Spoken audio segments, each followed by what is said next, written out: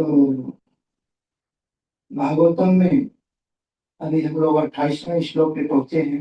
प्रतिदिन एक एक श्लोक का अध्ययन करते आ रहे हैं। तो इस 28वें श्लोक में चारु कुमार जब महाराज पृथु महाराज के घर आते हैं तो पृथु महाराज उनका आदर भाव का अच्छी ढंग से करते हैं और उनको आसन देते हैं, बैठाते हैं। फिर उसके बाद जिज्ञासा करते हैं, प्रश्न करते हैं प्रभु जी। प्रश्न करने के बाद अभी सनत कुमार पृथु महाराज से उनके प्रश्नों को उत्तर देते हुए पिछले श्लोकों में बताते हुए अभी 28वें श्लोक में बता रहे हैं। हम लोग पीछे के 27वें जो 27 श्लोक है, श्लोक संख्या 27 है, इसमें एक बार इसके अनुवाद पर नजर डालेंगे। जब मनुष्य भौतिक समस्त इच्छाओं से रहित और भौतिक गुणों से मुक्त हो जाता है तो वह अंतः तथा बाह्य रूप से किए गए कार्यों में अंतर नहीं देखता। उस समय आत्म साक्षात्कार के पूर्व विद्वान आत्मा तथा परमात्मा का अंतर विनष्ट हो जाता है। स्वप्न टूटने पर स्वप्न तथा स्वप्न देखने वाले के बीच कोई अंतर नहीं।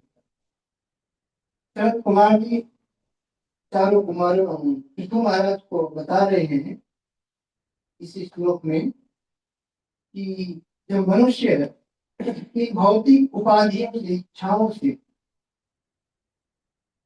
मुक्त हो जाता है, मुक्त होकर के जब उनका चित्त हृदय निर्मल हो जाता है तो वह अंतर था बाह्य से किए गए कार्यों में अंतर नहीं देखता। उस समय आत्म साक्षात्कार के पूर्व विद्वान आत्मा तथा परमात्मा का अंतर विनष्ट हो जाता है। उदाहरण के स्वरूप बताया गया कि स्वप्न का उदाहरण दिए गए। स्वप्न में जैसे हम देखते हैं, स्वप्न में जब जब हम स्वप्न देखते हैं तो ऐसा लगता है कि हकीकत है, हमारे साथ जो घटना घट रही है स्वप्न में वो हकीकत सच में है। लेकिन जब स्वप्न टूट जाता है तो कहीं कुछ नहीं लगता है। ऐसे ये भौतिक बद आत्मा के ऊपर भौतिक वस्तुओं का जो प्रभाव होता है, जैसे काम, क्रोध, लोभ, मोह, मद, मात्सर्य, और इन चीजों का प्रभाव जब उसके स्वभाव जैसा रहता है, जब तक हम अज्ञानता में रहते हैं तो ये उसका प्रभाव ऐसे रहता है। जब हमारी अज्ञानता है, यानी कि जब हम गुरु की शरण में जाते हैं और भक्ति मार्ग से जुड़ करके जब हमें ज्ञान प्राप्त होता है तो ये सब अज्ञानता जब हट जाती है तो उसका भौतिक प्रभाव जो ऐसा ही बताया गया है जिसे स्वप्न में होता है।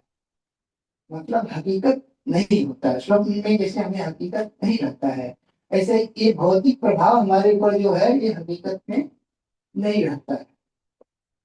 ठीक, स्वप्न हो गया माने वो ज्ञान हट गया, उसको ज्ञान मिल गया, जानकारी हो गई। जब उसको आत्म साक्षात्कार की इस स्टेज पे चलने लगा, मालूम होने लगा, तो उसका हृदय जो निर्मल हो जाता है। फिर उसको यथावत माने असली जो जैसे है उसको मालूम नहीं होता है। और उस समय आत्म साक्षात्कार के पूर्व विद्वान आत्मा तथा परमात्मा का अंतर विनष्ट हो जाता है। माने आत्मा परमात्मा में हो देखने समझने की उसकी शक्ति है, मानते जानते। और अभी 28वें श्लोक, अभी तो ये अगर 27वें श्लोक का तात्पर्य पढ़े तो इसमें और बताया गया। 28वें श्लोक के बाद में जब आत्मा तृप्ति के हेतु रहता है, इसी बात को 27वें श्लोक से 28वें श्लोक पर भी उसी बात पर बल लेते हैं। संत कुमार जी पृथु महाराज को बताते हुए दिखाते हैं कि जब आत्मा तृप्ति के हेतु रहता है तो नाना प्रकार की इच्छाएं उत्पन्न करता है। आत्मा कहाँ पर बनती है? भौतिक शरीर में। भौतिक शरीर कैसे बनती है? 5 तत्वों से। चित जल पावन गगन स्थान। रामायण में भी वर्णन है, भगवद गीता में भी, शास्त्र में भी वर्णन है कि पंच तत्व से ही हमारी शरीर बनती है। और इसके साथ भगवद गीता में बताया है कि मन बुद्धि अहंकार,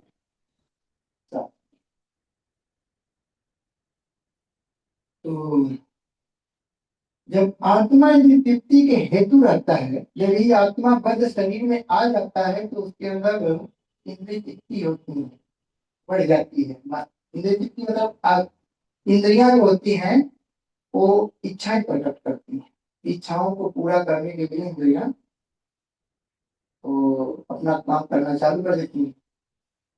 जैसे इंद्रियां कितना होती हैं? इंद्रियां 11, 5 कर्म इंद्रियां, 5 ज्ञान इंद्रियां, 1 मन, ये 11 इंद्रियां। इन 5 कर्म इंद्रियों से हम जो कुछ कर्म करते हैं, कर्म इंद्रिय कौन कौन है? हाथ, पैर, गुदा, उपस्थित, ये कर्म इंद्रिय। और ज्ञान इंद्रिय आँख, कान, नाक, स्पर्श, त्वचा, जीभ। और मन इनके ऊपर होता है। भगवत गीता में वर्णन करते हैं भगवान जी कि जड़ पदार्थ, जड़ पदार्थ इनसे नीचे होते हैं। जड़ पदार्थ में जैसे आ गए पेड़ पौधे, मिट्टी, पत्थर, ये सब चीज ऐसे आ गए। और इन जड़ पदार्थों से ये इंद्रियां श्रेष्ठ होती हैं। इन जड़ पदार्थों से इंद्रियां श्रेष्ठ होती हैं। क्यों श्रेष्ठ होती है? कि इनके द्वारा जीव की सदगति अधोगति दोनों हो सकती है, इनके माध्यम से। जड़ पदार्थ बेचारा पड़ा है, उसके ऊपर किसी साधु संत की, वैष्णव की या महात्माओं की या भगवान की किसी की कृपा हो गई तो वो थोड़ा और। लेकिन इंद्रियों में ये है कि इनकी सदगति और अधगति दोनों। अगर अच्छे कार्य किए तो सदगति हो गई, अगर भक्ति मार्ग में इंद्रिया समायोजित हो जाती है, लग जाती है, तो एक अच्छे इनकी गति अच्छी हो। और इन्हीं इंद्रियों के सहारे अगर दुर्गति मतलब बुरे कर्म में फंस गए तो आत्मा की दुर्गति हो जाती है। तो और फल बनता है पाप। उन पाप पुण्य को के द्वारा पाप का बन गया तो नरक में जाना पड़ता है, पुण्य बन गया तो स्वर्ग में जाना पड़ता है। इन दोनों से श्रेष्ठ अगर ऊपर उठ गए तो भगवत भक्ति कर लिए, इन्हीं कर्मों को जोड़ दिए भक्ति योग में, तो इन्हीं इंद्रियों के द्वारा में जोड़ दिया जाए तो जो कर्म का फल बनता है तो वो भगवत धाम में जा सकता है।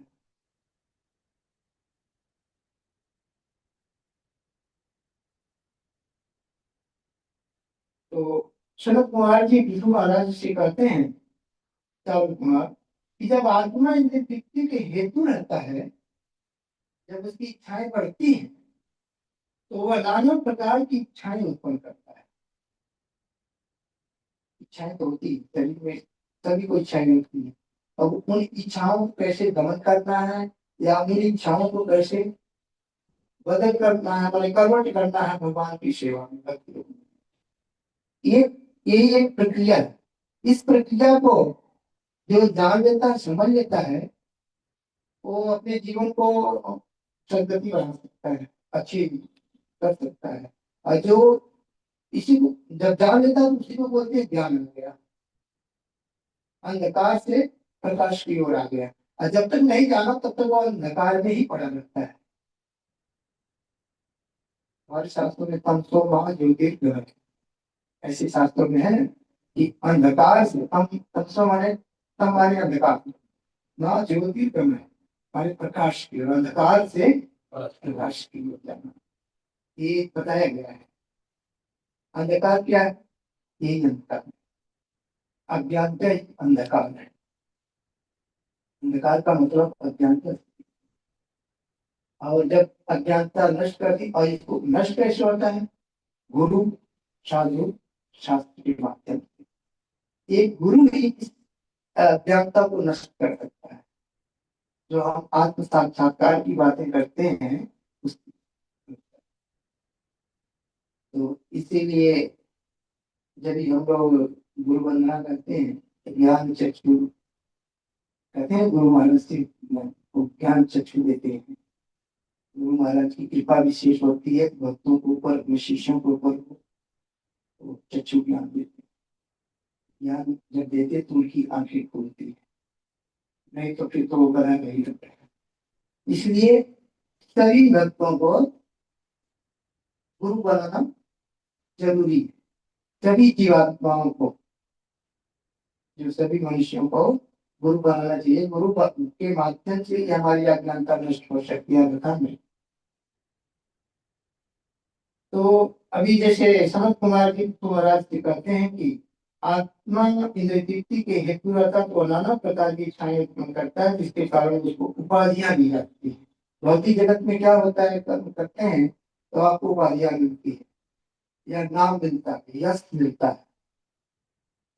किंतु जब मनुष्य सिद्धि की स्थिति में रहता है, गुरु के माध्यम से, साधु शास्त्रों के माध्यम से जब हमें एक ज्ञान हो जाता है, तो उपाधि इतना मायने नहीं रखती है। कि हम इसके बारे में सोचते हैं, वही जीवात्मा जब उसको ज्ञान मिल जाता है साधु शास्त्रों के माध्यम से, तो भक्ति योग अटेंड करता है, माने ग्रहण करता है, तो वो अपने आत्म साक्षात्कार के बारे में सोचने लगता है, और अपनी स्थिति, आत्मा की स्थिति जो है उसको मालूम पड़ता है। आत्मा का नेचर, स्वभाव क्या है, उसको तब मालूम पड़ता है। जब उसे मालूम हो जाता है कि हाँ आत्मा का स्वभाव है कि कृष्ण नित्य दास, भगवान कृष्ण का दास है। हमारा जो कर्तव्य है, हम एक दास के रूप में, हम इन उपाधियों में उलझे हुए फंसे हैं। इन उपाधियों से बच करके हमें क्या करना चाहिए कि भगवान कृष्ण की भक्ति करना, उनकी सेवा करनी चाहिए। ये आत्मा का नेचर, स्वभाव है।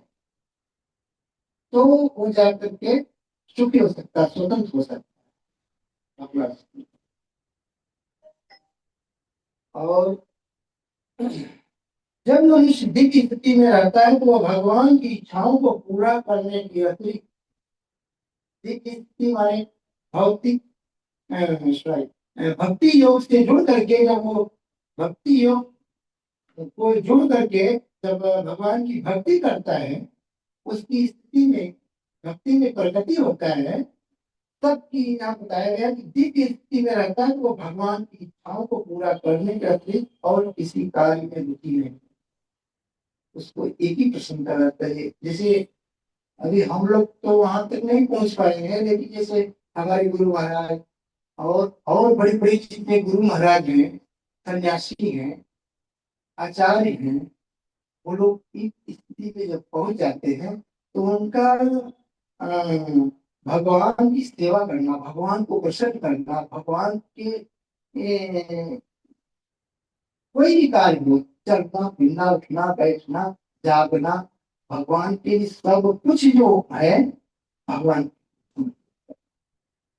उनको कैसे प्रसन्न किया जाए। और ये क्रिया जब उनको आ जाती है, तो उनके अंदर ये रुचि पैदा होती है, हमेशा किस तरह से उनको प्रसन्न किया जाए। आगे हम लोग प्रभा जी के तात्पर्य की द्वारा समझते हैं। भौतिक इच्छाओं से आच्छादित होने के कारण आत्मा को किसी प्रकार की देह उपाधि रखा हुआ मानने लगता है। इस प्रकार आत्मा अपने को वस्तु, मनुष्य, देवता, प्रतीक इत्यादि मानता है। अहंकार से जनित झूठी पहचान से कई प्रकार से प्रभावित होकर और मोहमयी भौतिक इच्छाओं से आच्छादित होकर वह पदार्थ तथा आत्मा में भेद करने लगता है। बंद आत्मा का स्वभाव एक बन जाता है, जबकि यह स्वभाव नहीं है। ये जैसे कहते हैं कि साधु संग करना चाहिए, संग का असर पड़ता है, संग का असर पड़ता है। जैसा संग करेंगे वैसा रंग चढ़े। साधुओं का संग करेंगे तो आपको अंदर साधुता आएगी, दुष्टों का संग करेंगे तो दुष्टता आएगी। तो ये बात यहाँ पे बताते हैं कि जब ये आत्मा बद्ध रहती है तो इस बद्ध अवस्था में जीवात्मा जैसा संग करता है उसको ऐसा उसको प्रभाव पड़ता है। प्रभाव जब पड़ता है, मान लो कि बद्ध आत्मा भौतिक जगत में आकर के बद्ध होकर के आत्मा रहती है तो भौतिक प्रभाव पड़ते हैं। भौतिक प्रभाव प्रभाव का मतलब इच्छाएं उत्पन्न होना, काम क्रोध लोभ मान मत्सर, ये सब चीज जब उसके ऊपर प्रभाव होता है तो आत्मा क्या करने लगती है। वो जी आत्मा वो पदार्थ में और आत्मा में, भगवान में और आत्मा पदार्थ में, इन चीजों में भेद करने लगती, अंतर करने लगती। यहाँ पर प्रभा जी लिखते हैं कि भौतिक इच्छाओं से आच्छादित होने के कारण आत्मा को विशेष प्रकार की देह उपाधियों से ढका हुआ माना जाता है। विशेष प्रकार की शरीर कैसे प्राप्त होती है, जैसे कर्मों के अनुसार। हर जीव को कर्म के अनुसार उसको शरीर प्राप्त होती है। अच्छा कर्म किए तो मनुष्य जन्म लिया, 84 लाख योनियों में ये मानव जीवन सबसे अच्छा बन गया, सबसे ऊपर। और थोड़ा उससे डाउन हो गए तो गाय पशु पक्षी कीड़े मकोड़े जलचर खलचर मच्छर, ये 3 प्रकार के प्राणियों की 3 कैटेगरी में सभी प्रकार के प्राणियों का वर्णन किया गया है। जलचर खलचर मच्छर। तो इसमें से अपने कर्मों के अनुसार वो शरीर प्राप्त करता है जीवन। और जब प्राप्त करता है तो विशेष प्रकार की देह उपाधि ढका हुआ माना जाता है। इस प्रकार आत्मा अपने को पशु मनुष्य देवता पक्षी इत्यादि मानता है वो आत्मा ही है। लेकिन कर्म के अनुसार कर्मानुसार उसको जो शरीर प्राप्त हुआ तो वो मनुष्य कहलाता है, पशु पक्षी कहलाता है, कीड़े मकोड़े में अहंकार से जनित झूठी पहचान से कई प्रकार से प्रभावित होकर और मोहमयी भौतिक इच्छाओं से आच्छादित होकर वह पदार्थ तथा आत्मा में भेद करने लगता है। इससे अहंकार आ जाता है। जब उसको मान मर्यादा प्रतिष्ठा मिलने लगती है तो उसके अंदर अहंकार आ जाता है। अहंकार आने से जनित झूठी पहचान कई प्रकार से प्रभावित होकर मोह भौतिक इच्छाओं से आच्छादित होकर वो पदार्थ तथा आत्मा में भेद करने। पदार्थ जो ये जितनी चीजें थी सब कुछ भगवान के द्वारा ही उत्पन्न की गई। भगवान से जैसे हम भगवान ऐसे हैं, हम लोग अंश हैं भगवान के। तो उनसे जब भगवान सच्ची आनंद धन है तो हमारे अंदर भी वो गुण थोड़ा है। तो भगवान के द्वारा इस सृष्टि में जितनी भी वस्तुएं उत्पन्न की गई हैं भगवान दिव्य है। वो वस्तुएं भी दिव्य है, यहाँ पर बताया जा रहा है वो भी दिव्य है। लेकिन संघ के प्रभाव से कर्मों के अनुसार उनका जो इस भौतिक जगत में आना पड़ा उसके अनुसार जब अज्ञान पे आ जाती तो पदार्थ में आत्मा में तो अंतर नहीं रह जाता। जब मनुष्य इस प्रकार के भेदभाव से रहित हो जाता है, भेदभाव रहित हो जाएगा तो पदार्थ तथा आत्मा में कोई अंतर नहीं रह जाता। तब तो आत्मा ही प्रमुख कार्य बन जाता है। जब तक मनुष्य भौतिक इच्छाओं से ढका हुआ रहता है वह अपने को भोक्ता या स्वामी मानता है। इच्छाओं का देखिए शास्त्रों में वर्णन ये भी है, कहीं लिखा है मैंने पढ़ा हूँ कि इच्छाओं का समुद्र कभी तृप्त नहीं होता है। जीवात्मा जो शरीर धारण कर लेती है, चाहे वो मनुष्य योनि में हो चाहे पशु योनि में, किसी में उस सभी को इच्छाएं रहती हैं। और वो इच्छाएं कैसी होती है कि वो कभी तृप्त नहीं होती है। इच्छा पूरी करो दूसरी इच्छा वो परिस्थिति कई रहेगी, वो बढ़ती जाती है। ऐसा नहीं कि चलो ठीक है मान लो एक इच्छा पूरी हो गई। जैसे हम लोगों की बात है, अभी हमारे मान लो घर नहीं है तो चलो भगवान ने एक घर दे, एक घर हो गया तो वो अभी हम क्या सोचेंगे ये दूसरा हो जाए, बड़ा हो जाए। और फिर ऐसे और बढ़ते जाए तो ये इच्छाओं का समुद्र कभी तृप्त नहीं था। इच्छाओं की गणना समुद्र से की है। जैसे समुद्र अथाह, अथाह मतलब उसमें अनलिमिटेड जल है, कितना है उसका नापना जितना मुश्किल है। ऐसे ये इच्छाओं को गिनना नापना बहुत मुश्किल है। और जब तक इच्छाएं रहती हैं तब तक बद आत्मा, आत्मा के लिए संकट ही होता है। इस प्रकार वह नित्य के लिए कार्य करता है और भौतिक क्रिया सुख तथा दुख से प्रभावित होता है। इच्छाओं के कारण से ही वो उसको कार्य करना पड़ता है। इच्छा है हमारे अंदर कि हमें एक से दो मिनट के लिए नहीं, ज्यादा है कुछ और चाहिए, तो उसके लिए हमें कार्य करना ही पड़ेगा।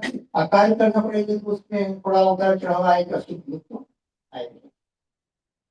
किंतु जब मनुष्य जीवन की इस बोझ से मुक्त हो जाता है, जब उसको ये मालूम पड़ जाता है हाँ ये इच्छाएं ये परमानेंट नहीं है, ये मतलब हमारा हमारी आत्मा के लिए इतना फायदेमंद नहीं है। जब तक ये कन्वर्ट नहीं होगा, अगर ये इच्छाएं भक्ति योग में कन्वर्ट हो जाए, बदल जाए, तो वही आत्मा के लिए बद है, बद आत्मा के लिए प्रभावशाली हो जाती है। और जब कन्वर्ट हो जाए भक्ति योग में, तो वही कार्य, वही इच्छाएं उसी आत्मा के लिए सदगति का रास्ता दिखाती है, वो धाम तक ले जा सकती है, सेवा में लगा सकती है।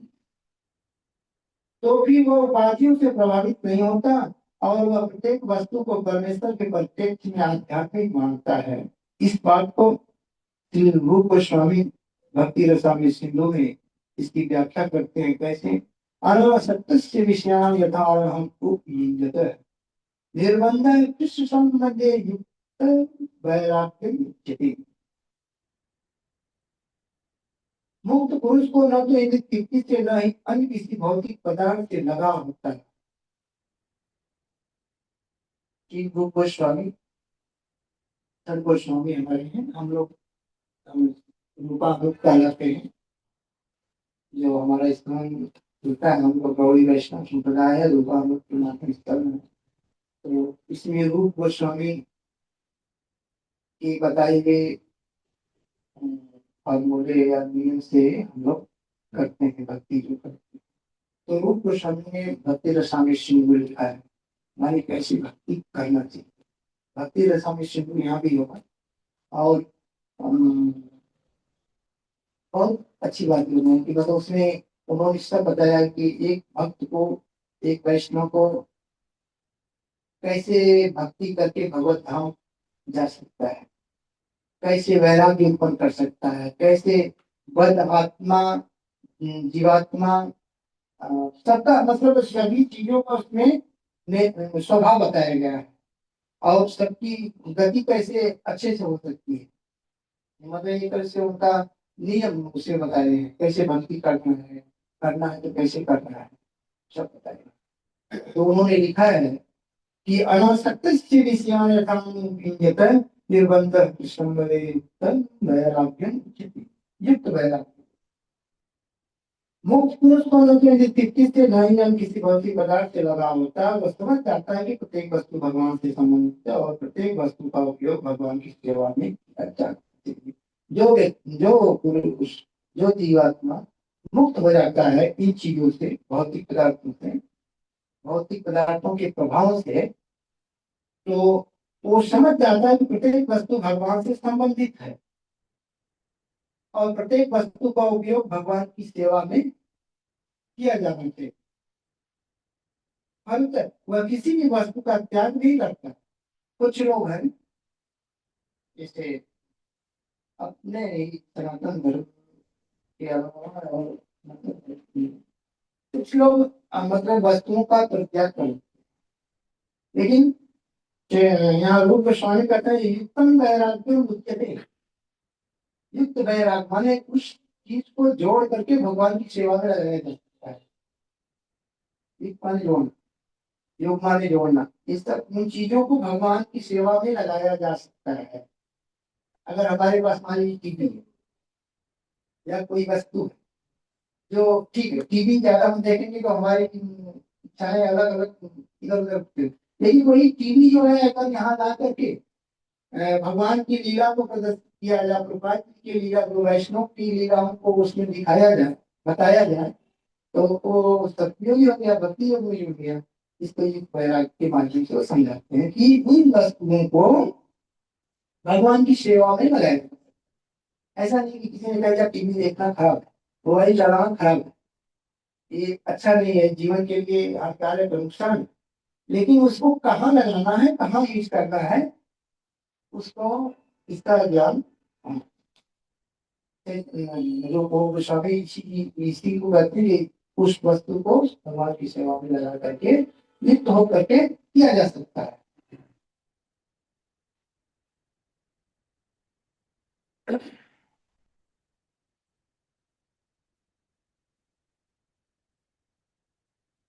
फलता वह किसी भी वस्तु का त्याग नहीं करता, उसके लिए किसी भी वस्तु को त्यागने का प्रश्न ही नहीं उठता, क्योंकि परमहंस जानता है कि, बहुत अच्छा शब्द है परमहंस, क्योंकि परमहंस जानता है कि किस प्रकार प्रत्येक वस्तु को भगवान की सेवा में लगाया चाहिए।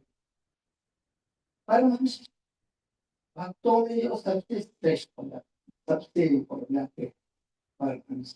परमहंस की गति का पहचान का वर्णन होता है कि उनको यहाँ उनको इतना विवेक जागृत हो जाता है कि वो क्षीर निर्मित हंस का वर्णन किया गया है कि जैसे हंस है, दूध और पानी को अलग कर देता है, उसके अंदर काबिलियत है, गुण है हंस के अंदर, कि अगर दूध में पानी है तो दूध को ले लेगा, पानी छोड़ देगा। ऐसे ही ये परमहंस है, ये भक्त है, ये वैष्णव है, ये जो हाई लेवल पे हो जाते हैं, तो उनको ये इन स्थितियों में भौतिक जगत में रहते हुए भी उन्हें क्या ग्रहण करना है, क्या लेना है, वो उसको क्या छोड़ना है। तो यह बताते हैं कि क्योंकि परमहंस जानता है कि किस प्रकार प्रत्येक वस्तु को भगवान की सेवा में लगाया जाना है, वो परमहंस जानता है। जैसे हंस ये जानता है कि पानी से दूध कैसे निकाला जाए, उसकी प्रक्रिया कुछ तो मालूम है, उसी प्रक्रिया को ये परमहंस भी जानते हैं, भगवान के शुद्ध भक्त भी जानते हैं कि इस भौतिक जगत में क्या भगवान की सेवा में लगाना चाहिए और क्या नहीं करना चाहिए। ठीक, मूलतः प्रत्येक वस्तु आध्यात्मिक है। ये शब्द दो जगह आया है, यहाँ पर भी आया है और यहाँ पर भी, कि सभी वस्तुएं आध्यात्मिक, हम लोग बोलते हैं भौतिक भौतिक है, सब कुछ भौतिक भौतिकतावादी है, लेकिन सब कुछ आध्यात्मिक है। वो भौतिक बन जाती, बनाए बन जाता है। क्यों? जब इच्छाएं प्रबल होती है, उनके ऊपर एक प्रभाव हो जाता है भोगने, तो वो सही रास्ते में नहीं ले जाए, वही भोगना है। अगर भक्ति से जुड़ करके भोगे तो आध्यात्मिक हो जाए। वो है ही आध्यात्मिक, ऐसा नहीं है। वो आध्यात्मिक इसलिए है कि भगवान व्यष्टि आत्मा है, पूर्ण व्यष्टि है, माने पूर्ण आध्यात्मिक है। भगवान आध्यात्मिक है और भगवान से उत्पन्न हुई चीज हर वस्तु आध्यात्मिक। लेकिन शंका को, जैसे कैदी को जेल में डाला जाता तो उसको बेचारे को स्थिति उठाती, और उसी जीवात्मा को, आत्मा को अपने कर्म अनुसार स्वर्ग भी जा सकता है, भगवत धाम भी जा सकता है, लेकिन है वो सच्ची आनंद का ही है। कुछ भी भौतिक नहीं है, सब आध्यात्मिक है। श्री चैतन्य चरितामृत मध्य लीला 8.27 में भी यह कहा गया है कि महाभागवत में कोई भौतिक दृष्टि नहीं होती है। चैतन्य चरितामृत में भी बताया गया कि महाभागवत जो होते हैं, परमहंस होते हैं, उनके अंदर भौतिक दृष्टि नहीं होती है। माने भौतिक वस्तुओं को वो देखते हैं तो वो भी आध्यात्मिक दृष्टि से देखते हैं। अस्थावर जंगम देखे ना देखे तार मूर्ति, सर्वत्र है निज इष्ट देव स्फूर्ति। जैसे वह वृक्षों पर्वतों वाले जीवों को यहाँ वहां देखता है, वो भक्त जो है, भागवत जो है, अस्थावर जो माने पृथ्वी के ऊपर जितना वस्तुएं हैं, वो सबको जलचर थलचर नभचर सभी जीवों को देखता है, लेकिन किंतु वह उन्हें परमेश्वर की सृष्टि रूप में देखता है। किस रूप में? ये भगवान की सृष्टि, भगवान की बनाई हुई है, भगवान के द्वारा ही बनाया गया। तो भगवान का जैसे एक कृपा ही होता है, तो उसको भी आध्यात्मिक दृष्टि से वो देखता है और देखता है, वह केवल सृष्टा को देखता है, सृष्टा भाई भगवान, जो भगवान बनाए हैं उनको ही देखता है। अगर वो पहाड़ को भी देखा तो उसको भी स्मरण होगा भगवान। समझिए, अगर वो किसी व्यक्ति को देखा, किसी मालिक, किसी चिन्ह को देखा, किसी भी पदार्थ को देखा, तो उससे उसका रिलेटेड भगवान, ये भगवान के द्वारा ही है। दूसरे शब्दों में सृजित तथा सृष्टा में कोई अंतर नहीं दिखता है। यह बताया कि सृजित तथा सृष्टा में कोई अंतर नहीं दिखता। हम जो सृजन करते हैं, सृजन तो जैसे भौतिक जगत की यहाँ पर अध्यक्षा तो माता दुर्गा की है, ब्रह्मा जी करते हैं सृष्टि के ऊपर। सृष्टि की रचना जब ब्रह्मा जी करते हैं तो वो भी भगवान के अंदर नहीं करते हैं, प्रेरणा से नहीं करते हैं, भगवान के करते हैं। वह प्रत्येक वस्तु में भगवान के दर्शन करता है। परमहंस जो होते हैं, भागवत होते हैं, सभी वस्तु में भगवान के दर्शन करता है। और प्रत्येक वस्तु में श्री कृष्ण को, और श्री कृष्ण में प्रत्येक वस्तु को पाता है।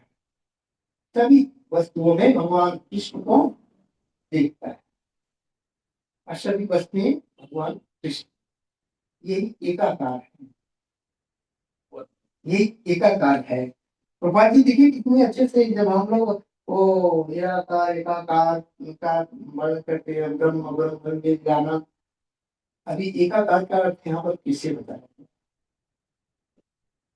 ग्रंथराज श्रीमद् भागवतम की जय, जगत गुरु श्रील प्रभात महाराज की जय। कोई टीका है, कोई टिप्पणी है, किसी का कोई प्रश्न है, पूछ सकते हैं।